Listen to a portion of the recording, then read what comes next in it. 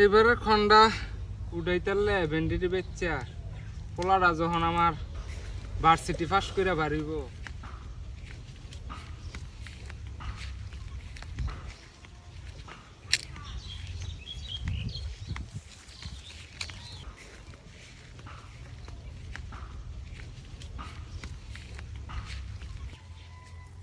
আর কয়টা বাজে?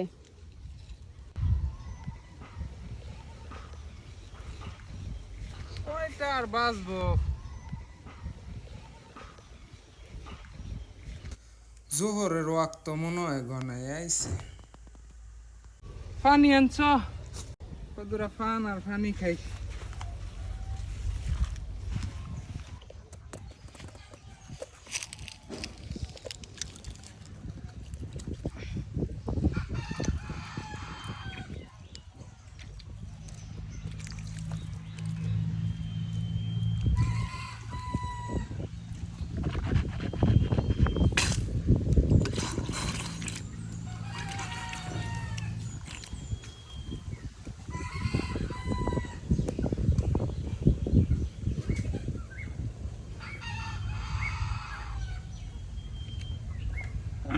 আলহামদুলিল্লাহ।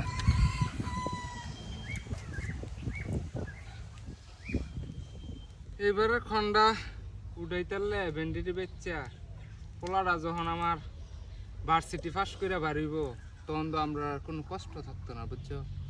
তখন আমরা রাজধানীর মতো পায়ের উপরে পা তুললে খাইয়াম। পোলাটার ভবিষ্যতের কথা চিন্তা করলে কষ্টটার আর কষ্ট মনে হয় না। বাপ দাদারা কইরা গেছে এই কাজ, তাই মাটির মায়াটা আর ছাড়তে পারে না। কষ্ট হইল এটা যে আত্মার লগে মিশে গেছে।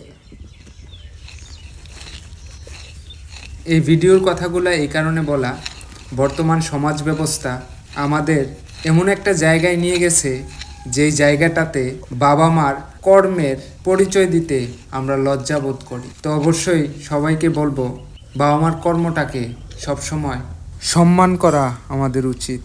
হোক তার বাবা দিনমজুর কৃষক, হোক তার বাবা রিক্সা চালক, সবার বাবাই একজন যোদ্ধা। একটা সন্তান মানুষ করার জন্য বাবা মা দিন রাত যুদ্ধ করে যায়। একটা সন্তানকে বড় করার জন্য বাবা মা সবসময় যুদ্ধের ময়দানে থাকে। My father is the best fighter. আমি একজন আদর্শবান কৃষকের ছেলে।